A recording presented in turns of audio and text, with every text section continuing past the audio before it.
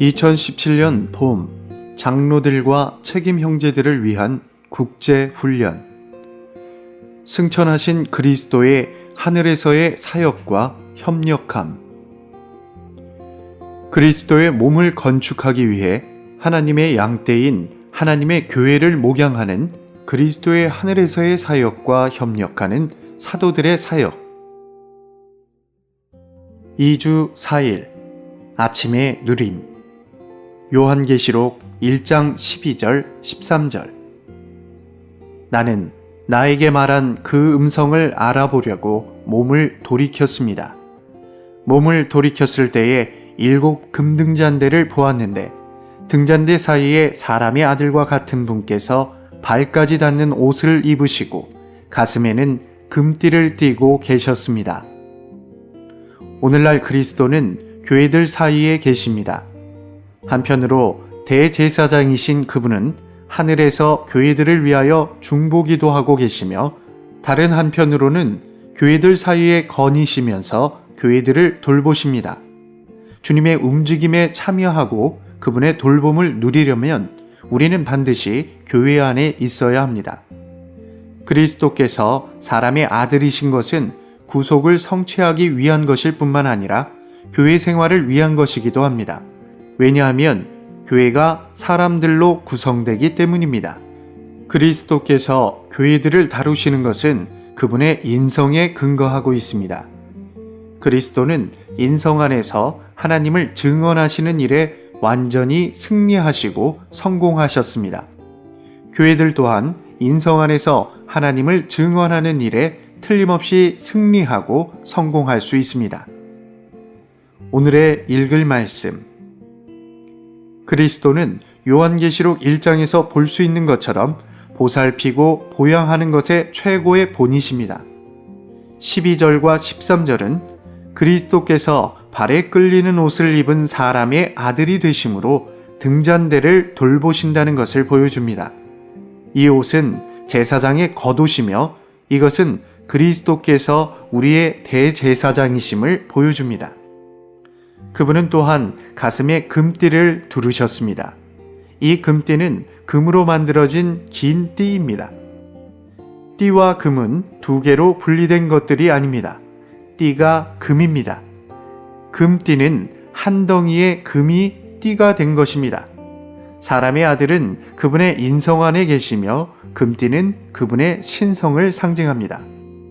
이 금띠는 그분의 가슴에 있으며 가슴은 사랑의 상징입니다. 구약의 제사장들은 그들의 사역을 위해 허리에 띠를 둘렀습니다. 다니엘서 10장 5절에서 그리스도 또한 재련된 금으로 만들어진 띠를 허리에 두르셨습니다. 띠를 허리에 두르는 것은 일을 하기 위해 강화되는 것입니다. 그리스도는 교회들을 산출하는 그분의 신성한 일을 끝내셨습니다. 이제 그리스도는 산출된 교회들을 그분의 사랑으로 돌보고 계십니다. 이러한 이유로 그분께서 가슴에 금띠를 두르신 것입니다. 오늘날 그리스도는 그분의 수고로 세워진 교회들을 돌보시는 우리의 대제사장이십니다. 그러나 이제 그분은 그분의 허리가 아니라 사랑을 상징하는 그분의 가슴에 있는 띠로 교회들을 돌보고 계십니다. 나는 그리스도께서 오늘날 우리들 가운데서도 여전히 가슴에 금띠를 띠고 계시다는 것을 우리 모두가 깨달을 수 있기를 바랍니다. 금띠는 그리스도의 신성이 그분의 힘이 되는 것을 나타내는 상징입니다.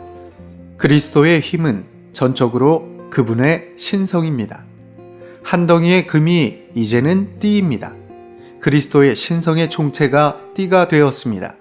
금띠는 그리스도의 신성이 그분의 힘이 된 것을 상징하며 가슴은 금과 같은 이 힘이 그분의 사랑에 의해 발휘되고 유발되는 것을 상징합니다. 그분의 신성한 힘은 그분의 사랑에 의해 그분의 사랑과 함께 발휘되어 교회들을 보양합니다. 7 금등잔대로 상징되는 교회들은 신성한 본성 안에 있는 예수님의 증거로서 어두운 밤에 지방적이고도 집합적으로 빛나고 있습니다. 교회들은 금과 같은 본성, 곧 신성한 본성에 속해야 합니다. 또한 교회들은 심지어 등잔대가 되어야 하는데 그 등잔대는 기름이 있는 등잔을 가지고서 개별적으로 뿐만 아니라 집합적으로 어둠 속에서 빛을 내야 합니다. 교회들은 지방적으로 개별적인 등잔대인 동시에 우주적으로 등잔대의 무리요, 집합체입니다. 또한 지방적으로 빛나고 있을 뿐 아니라 우주적으로 각 지방들과 온 땅을 향해 동일한 증거를 지닙니다. 교회들은 본성도 동일하고 형태도 동일합니다. 또한 동일한 목적을 위하여 동일한 등잔을 가지고 있을 뿐 아니라 어떠한 개별적인 차이도 없이 서로 완전히 일치합니다.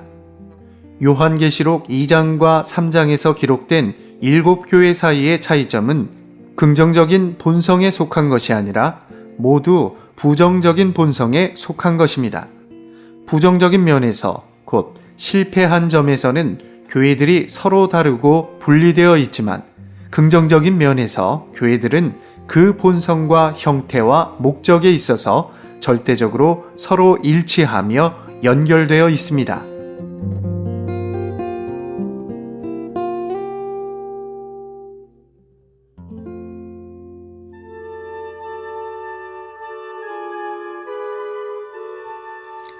사무엘하 제19장 9절.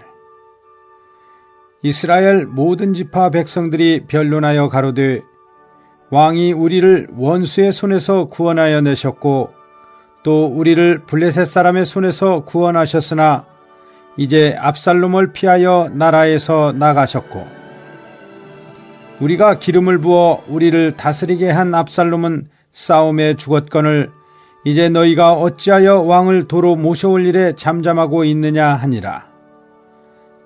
다윗 왕이 사독과 아비아달 두 제사장에게 기별하여 가로되 너희는 유다 장로들에게 고하여 이르기를 왕의 말씀이 온 이스라엘이 왕을 궁으로 도로 모셔오자 하는 말이 왕께 들렸거늘 너희는 어찌하여 궁으로 모시는 일에 나중이 되느냐.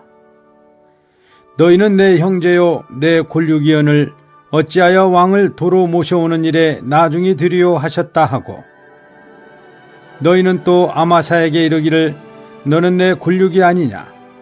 내가 요압을 대신하여 항상 내 앞에서 군장이 되지 아니하면 하나님이 내게 벌 위에 벌을 내리시기를 바라노라 하셨다 하라 하여 모든 유다 사람들로 마음을 일제히 돌리게 하며 저희가 왕께 보내어 가로되 왕은 모든 신복으로 더불어 돌아오소서 한지라. 왕이 돌아와 요단에 이름에 유다 족속이 왕을 맞아 요단을 건네려 하여 길갈로 오니라. 바후림에 있는 베냐민 사람 게라의 아들 시므이가 급히 유다 사람과 함께 다윗 왕을 맞으려 내려올 때 베냐민 사람 1,000명이 저와 함께하고 사울의 사환 시바도 그 아들 15과 종 20명으로 더불어 저와 함께하여 요단강을 밟고 건너 왕의 앞으로 나아오니라. 왕의 가족을 건네려 하며 왕의 선히 여기는 대로 쓰게 하려 하여 나룻배가 건너가니 왕이 요단을 건너려 할 때 게라의 아들 시므이가 왕의 앞에 엎드려 왕께 고하되 내 주여 원컨대 내게 죄 주지 마옵소서. 내 주 왕께서 예루살렘에서 나오시던 날에 종의 패역한 일을 기억하지 마옵시며 마음에 두지 마옵소서. 왕의 종 내가 범죄한 줄 아옵는고로 오늘 요셉의 온 족속 중 내가 먼저 내려와서 내 주 왕을 영접하나이다. 수르야의 아들 아비새가 대답하여 가로되 시므이가 여호와의 기름 부으신 자를 저주하였으니 그로 인하여 죽어야 마땅치 아니하니이까. 다윗이 가로되 수르야의 아들들아 내가 너희와 무슨 상관이 있기로 너희가 오늘 나의 대적이 되느냐. 오늘 어찌하여 이스라엘 가운데서 사람을 죽이겠느냐. 내가 오늘날 이스라엘의 왕이 된 것을 내가 알지 못하리요 하고 시므이에게 이르되 내가 죽지 아니하리라 하고 저에게 맹세하니라. 사울의 손자 무비보셋이 내려와서 왕을 맞으니 저는 왕에 떠난 날부터 평안히 돌아오는 날까지 그 발을 맵시내지 아니하며 그 수염을 깎지 아니하며 옷을 빨지 아니하였더라. 예루살렘에서 와서 왕을 맞을 때 왕이 저에게 물어가로되 무비보셋이여 내가 어찌하여 나와 함께 가지 아니하였더뇨. 대답하되 내 주 왕이여 왕의 종 나는 절뚝발이이므로 내 나귀의 안장을 지워 타고 왕과 함께 가려 하였더니 나의 종이 나를 속이고 종나를 내 주 왕께 참소하였나이다. 내 주 왕께서는 하나님의 사자와 같으시니 왕의 처분대로 하옵소서. 내 아비의 온 집이 내 주 왕 앞에서는 다만 죽을 사람이 되지 아니하였었나이까. 그러나 종을 왕의 상에서 음식 먹는 자 가운데 두셨사오니 내게 오히려 무슨 오름이 있어서 다시 왕께 부르짖을 수 있사오리이까. 왕이 저에게 이르되 내가 어찌하여 또 내 일을 말하느냐. 내가 이르노니 너는 시바와 밭을 나누라. 무비보셋이 왕께 고하되 내 주 왕께서 평안히 궁에 돌아오시게 되었으니 저로 그 전부를 차지하게 하옵소서 하니라. 길르앗 사람 바르실레가 왕을 보내어 요단을 건네려고 로글림에서 내려와서 함께 요단에 이르니 바르실레는 매우 늙어 나이 80세라. 저는 거부인 고로 왕이 마하나임에 유할 때 왕을 공개하였더라. 왕이 바르실레에게 이르되 너는 나와 함께 건너가자. 예루살렘에서 내가 너를 공개하리라. 바르실레가 왕께 고하되 내 생명의 날이 얼마나 있삽간데 어찌 왕과 함께 예루살렘으로 올라가리이까. 내 나이 이제 80세라. 어떻게 좋고 흉한 것을 분간할 수 있사오며 음식의 맛을 알 수 있사오리이까. 어떻게 다시 노래하는 남자나 여인의 소리를 알아들을 수 있사오리이까. 어찌하여 종이 내 주 왕께 오히려 누를 끼치리이까. 종은 왕을 모시고 요단을 건너려는 것뿐이오늘 왕께서 어찌하여 이 같은 상으로 내게 갚으려 하시나이까. 청컨대 종을 돌려보내옵소서. 내가 내 본성 부모의 묘 곁에서 죽으려 하나이다. 그러나 왕의 종 기맘이 여기 있사오니 청컨대 저로 내 주 왕과 함께 건너가게 하옵시고 왕의 처분대로 저에게 베푸소서. 왕이 대답하되 기맘이 나와 함께 건너가리니 내가 너의 좋아하는 대로 저에게 베풀겠고 또 내가 내게 구하는 것은 다 너를 위하여 시행하리라 하니라. 백성이 다 요단을 건너매 왕도 건너가서 바르실레의 입을 맞추고 위하여 복을 비니 저가 자기 곳으로 돌아가니라. 왕이 길갈로 건너오고 기맘도 함께 건너오니 온 유다 백성과 이스라엘 백성의 절반이나 왕을 호행하니라. 온 이스라엘 사람이 왕께 나와서 고하되 우리 형제 유다 사람들이 어찌 왕을 도적하여 왕과 왕의 권속과 왕을 좇는 모든 사람을 인도하여 요단을 건네었나이까 하매 유다 모든 사람이 이스라엘 사람에게 대답하되 왕은 우리의 지친인 까닭이라.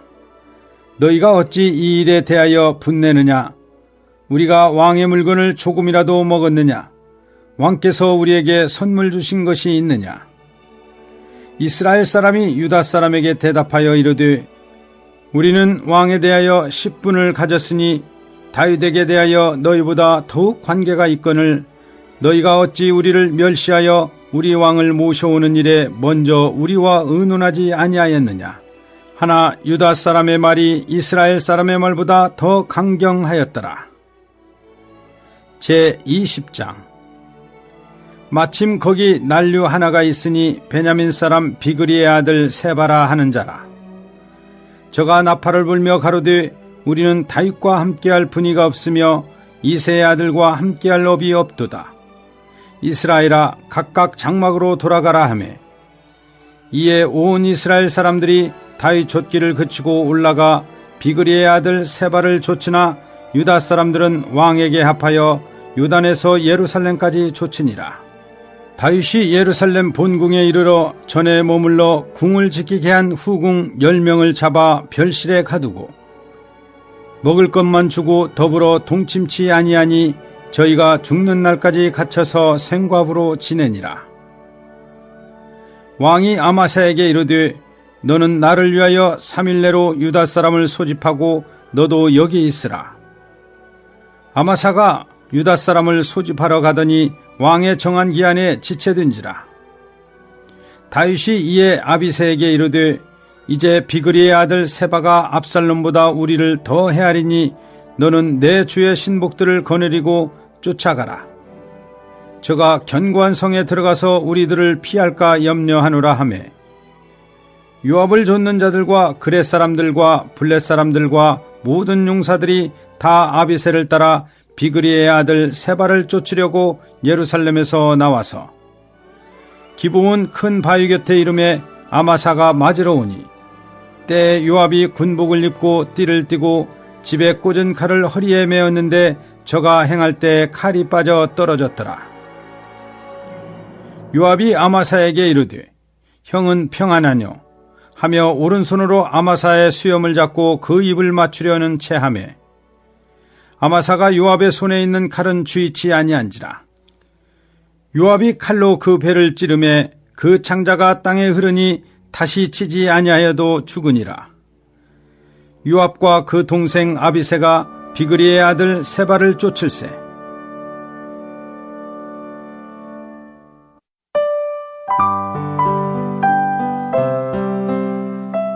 요한복음 제 7장.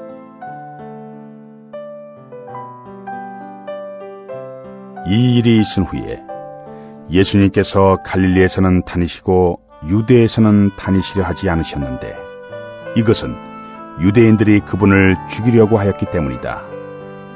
마침 유대인의 명절인 장막절이 가까워졌다. 예수님의 동생들이 예수님께 말하였다. 형님께서 행하시는 일을 제자들도 볼 수 있도록 여기를 떠나 유대로 가십시오. 자신이 드러나게 알려지기를 바라면서 숨어서 일하는 사람은 없으니 이러한 일들을 행하시려면 자신을 세상에 나타내십시오. 이렇게 말한 것은 예수님의 동생들까지도 그분을 믿지 않았기 때문이다. 예수님께서 그들에게 말씀하셨다.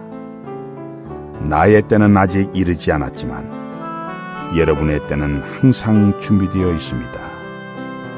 세상이 여러분을 미워할 수 없습니다. 그러나 세상은 나를 미워합니다. 이것은 내가 세상에 대하여 그 행위가 악하다고 증언하기 때문입니다. 여러분은 명절을 지내러 올라가십시오. 나의 때가 아직 차지 않았으므로 내가 지금은 이 명절을 지내러 올라가지 않겠습니다. 이러한 말씀을 하신 후에 예수님은 갈릴리에 머물러 계셨다. 그러나 예수님의 동생들이 명절을 지내러 올라간 후에 예수님 자신도 드러나지 않으시게 은밀히 올라가셨다. 명절 중에 유대인들은 예수님을 찾아다니며 그분은 어디에 계십니까? 라고 하였다. 무리 가운데서는 예수님에 관하여 많이 수군거렸는데 어떤 사람들은 그는 좋은 사람입니다 라고 말하고 또 어떤 사람들은 아닙니다. 그는 무리를 미혹합니다 라고 말하였다. 그러나 유대인들을 두려워하여 아무도 예수님에 관하여 드러나게 말하지 않았다. 명절이 중반에 접어들자 예수님께서 성전에 올라가시어 가르치기 시작하시니 유대인들이 이상히 여겨 말하였다. 이 사람은 배운 적도 없는데 어떻게 그를 압니까?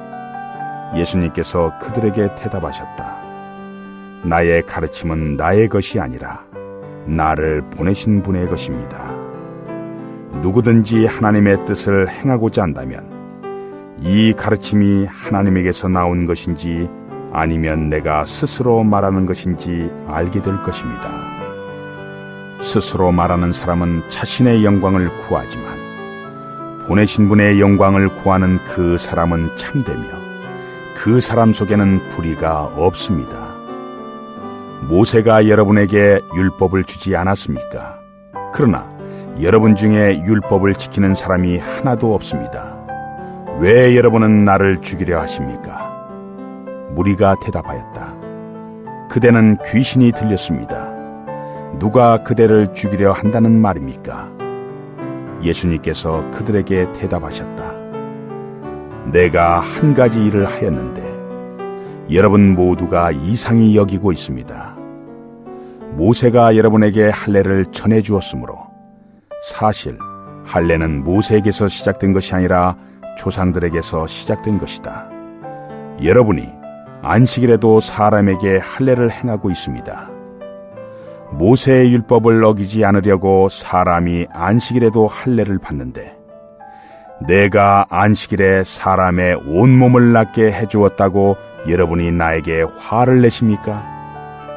겉모양에 따라 판단하지 말고 의로운 판단을 하십시오. 예루살렘 사람들 중에 어떤 사람들이 말하였다. 그들이 죽이려고 하는 사람이 바로 이 사람이 아니요. 보시오. 그가 드러나게 말하는데도 그들이 그에게 아무 말도 못하는구려. 관원들은 참으로 이 사람을 그리스도로 알고 있단 말이요. 그러나 우리는 이 사람이 어디서 왔는지 알고 있어. 그런데 그리스도께서 오실 때에는 어디서 오시는지 아무도 모르오. 그때에 예수님께서 성전에서 가르치시며 큰 소리로 말씀하셨다. 여러분이 나를 알고 내가 어디서 온 것도 알지만 나는 스스로 온 것이 아닙니다. 나를 보내신 분은 참되시지만 여러분은 그분을 모르십니다. 나는 그분을 알고 있습니다. 왜냐하면 내가 그분에게서 왔고 그분께서 나를 보내셨기 때문입니다. 그러자 그들이 예수님을 붙잡으려고 하였다. 그러나 아무도 그분께 손을 대지 못하였는데 이것은 그분의 때가 아직 이르지 않았기 때문이다. 무리 중에 많은 사람이 그분을 믿고 말하였다. 그리스도께서 오신다 해도 이분께서 행하신 것보다 더 많은 표적을 행하시겠소? 무리가 예수님에 관하여 이렇게 수군거리는 것을 바리새인들이 들었다. 그래서 대제사장들과 바리새인들이 예수님을 잡으려고 하인들을 보냈다. 그러자 예수님께서 말씀하셨다. 나는 잠시 동안 여러분과 함께 있다가 나를 보내신 분께로 갑니다. 여러분이 나를 찾아도 찾아내지 못할 것이며 내가 있는 곳에 올 수도 없을 것입니다. 그러자 유대인들이 서로 말하였다. 이 사람이 어디로 가기에 우리가 그를 찾아내지 못한다고 합니까? 헬라인들 가운데 흩어져 사는 유대인들이 있는 곳에 가서 헬라인들을 가르치려는 것입니까? 그가 여러분이 나를 찾아도 찾아내지 못할 것이며 내가 있는 곳에 올 수도 없을 것입니다라고 한 이 말이 무슨 뜻입니까? 명절 끝날 곧 큰 날에 예수님께서 서시어 외치셨다. 누구든지 목마르거든 나에게로 와서 마시십시오. 나를 믿는 사람은 성경에서 말한 대로 그의 가장 깊은 곳에서 생수의 강들이 흘러나올 것입니다. 이것은 예수님을 믿은 사람들이 받을 그 영에 대해 말씀하신 것이다. 예수님께서 아직 영광스럽게 되지 않으셨기 때문에 그 영께서 아직 계시지 않았다. 무리 가운데 어떤 사람들은 이 말씀을 듣고 이분은 참으로 그 신원자이십니다 라고 말하고 다른 사람들은 이분은 그리스도이십니다 라고 말하였다. 그러나 어떤 사람들은 말하였다. 그렇다면 그리스도께서 갈릴리에서 나오신단 말입니까? 성경에서 그리스도는 다윗의 씨에서 나오시고 또 다윗이 살던 마을인 베들레헴에서 나오신다고 하지 않았습니까? 그래서 예수님 때문에 무리 가운데서 분열이 일어났다. 그들 중에 어떤 사람들은 예수님을 붙잡으려 하였으나 아무도 그분께 손을 대지 못하였다. 하인들이 대제사장들과 바리새인들에게 돌아오자 그들이 하인들에게 왜 그를 끌어오지 않았소? 라고 하니 하인들이 대답하였다. 그 사람이 말하는 것처럼 말한 사람은 지금까지 아무도 없었습니다. 그러자 바리새인들이 그들에게 말하였다. 여러분도 미혹되었단 말이요. 관원들이나 바리새인들 중에서 그 사람을 믿은 사람이 있단 말이요. 그러나 율법을 알지 못하는 그 무리는 저주를 받은 자들이요 그들 중에 한 사람 곧 전에 예수님께 왔던 니고데모가 그들에게 말하였다. 우리의 율법은 먼저 본인의 말을 들어보거나 그가 무엇을 하였는지 알아보기도 전에 사람을 유죄 판결합니까? 그들이 니고데모에게 대답하였다. 그대도 갈릴리에서 왔습니까? 자세히 살펴보십시오. 갈릴리에서는 신한 자가 일어나지 않습니다. 그리고 사람들은 각자 자기 집으로 돌아갔다.